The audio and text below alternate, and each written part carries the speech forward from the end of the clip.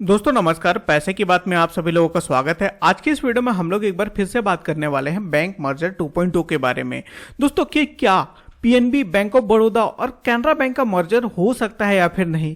क्या इन बैंकों को मर्ज करके एक एमएसएमई बैंक ऑफ इंडिया बनाया जा सकता है? तो देखो, इसकी पॉसिबिलिटीज काफी ज्यादा है और मीडिया में तो ऐसी खबरें आ रही है कि पीएनबी और बैंक ऑफ बड़ौदा का मर्जर हो सकता है, क्योंकि बैंकों को ग्लोबल बनाना है, मतलब टॉप 2 ग्लोबल बैंक बनाना है। तो उसमें कभी भी इंडिया रीजनल नामों के साथ में नहीं जाएगी। इसके जगह में एक MSME bank of India type का बैंक बनाया जा सकता है। दोस्तों यदि हम चाइना के बैंकों का देखें तो चाइना में देखो इस टाइप से बैंक हैं, जैसे कि एक ICBC bank, industrial and commercial bank of China. ICBC bank आप इंडिया में भी है, इनका नाम सुने होंगे आप। ये रिटेल, कॉर्पोरेट और जो इंटरनेशनल बैंकिंग है उस पर ये फोकस करता है। और इसके बाद में फिर चाइना का एक चाइना कंस्ट्रक्शन बैंक।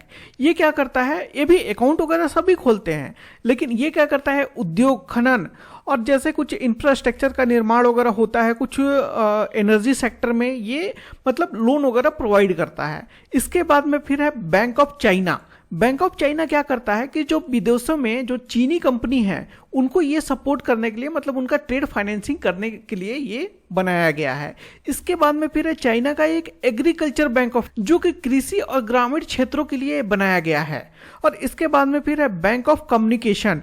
ये क्या करता है, कॉर्पोरेट बैंकिंग प्रोवाइड करता है, जैसे कि इंडिया में आईसीआईसीआई बैंक वगैरह प्रोवाइड करते हैं। इसके बाद में फिर है आपका postal saving bank of China. कई बार आपने ये भी न्यूज सुना होगा कि इंडिया में भी एक इंडियन पोस्टल बैंक बनाया जा सकता है। तो उसी प्रकार से ये चीज चाइना से ही निकल के आ रहा है कि चाइना में जैसे postal saving bank of China है, उसी प्रकार से इंडिया में क्या इंडियन पोस्टल बैंक बनाया जा सकता है या फिर नहीं? तो आप यहाँ पे देख सकते हो कि हर सेक्टर के लिए एक अपना अलग बैंक है। और भारत भी देखो अभी मैन्युफैक्चरिंग हब बनने वाला है अगले 20 साल के अंदर में। तो उस हिसाब से यहाँ पे गवर्नमेंट बैंकों को तैयार किया जा रहा है। और चाइना के साथ में सबसे बड़ा डिसएडवांटेज ये है कि यहाँ पे केवल सरकारी बैंक ही ज्यादातर काम करती हैं, यहाँ पे प्राइवेट बैंकों का उतना ज्यादा कॉन्सेप्ट है नहीं। और बल्कि इंडिया के साथ में एक एडवांटेज ये है कि यहाँ पे प्राइवेट बैंक भी ग्रो कर रहा है। तो यहाँ पे गवर्नमेंट क्या चाहती है कि जैसे चाइना में एक मतलब इंडस्ट्री के हिसाब से जैसे बैंक बनाया है, उसी प्रकार से इंडिया में भी एक इंडस्ट्री फोकस हमें गवर्नमेंट बैंक यहाँ पे बनाना है। और जिस प्रकार से इंडिया की एमएसएमई ग्रो कर रही है, नए नए लोग बिजनेस पे आ रहे हैं, उसको देखते हुए यहाँ पे बिल्कुल एमएसएमई बैंक ऑफ इंडिया बनाया जा सकता है। लेकिन ये जरूरी नहीं है कि इन्हीं बैंकों का मर्जर हो, लेकिन काफी ज्यादा पॉसिबिलिटीज है कि यहाँ पे पीएनबी, बैंक ऑफ बड़ौदा और कैनरा बैंक का मर्जर यहाँ पे होगा। या यूं कहे कि हो सकता है, या फिर इन बैंकों में कुछ और बैंकों को भी ऐड किया जा सकता है। यदि हम इसके प्रेजेंस के बारे में देखें तो जैसे पंजाब नेशनल बैंक का यदि बात करें तो पंजाब में इसका सबसे ज्यादा प्रेजेंस है। इसके बाद में फिर है दिल्ली एनसीआर में इसका सबसे ज्यादा प्रेजेंस है। इसके बाद में फिर है यूपी में इसका प्रेजेंस ज्यादा है। देन फिर हरियाणा में है, बिहार, झारखंड में है, देन उत्तराखंड एंड हिमाचल में है। इसके बाद यदि आप बैंक ऑफ बड़ौदा का देखोगे तो गुजरात में सबसे ज्यादा इसका प्रेजेंस है, महाराष्ट्र में है, फिर देन राजस्थान में है, फिर है यहाँ पे मध्य प्रदेश में, देन फिर है उत्तर प्रदेश में। उत्तर प्रदेश का ग्रामीण बैंक भी बैंक ऑफ बड़ौदा ऑपरेट करता है। इसके बाद में फिर है कैनरा बैंक का। कैनरा बैंक तमिलनाडु में, मतलब साउथ साइड ये सबसे ज्यादा प्रेजेंस है इसका। इसके बाद में फिर है आंध्र प्रदेश में, तेलंगाना में, केरल में, कर्नाटका में। और जो नया बैंक बन सकता है एमएसएमई बैंक ऑफ इंडिया, उसका प्रेजेंस पूरा ऑल ओवर इंडिया में काफी अच्छे से यहाँ पे हो सकता है। तो यदि हम इसके मर्जर के एसेट्स का देखें तो पंजाब नेशनल बैंक के पास में टोटल एसेट्स है आपका 18.6 लाख करोड़ रुपए। इसके बाद में फिर है बैंक ऑफ बड़ौदा के पास में सबसे ज्यादा एसेट्स है 18.62 लाख करोड़ रुपए। लगभग पंजाब नेशनल बैंक और बैंक ऑफ बड़ौदा एक दूसरे के बराबर हैं। इसके बाद में फिर है आपका कैनरा बैंक। कैनरा बैंक का टोटल एसेट्स है 17.31 लाख करोड़ रुपए। ये लगभग तीनों बैंक लगभग सेम ही है।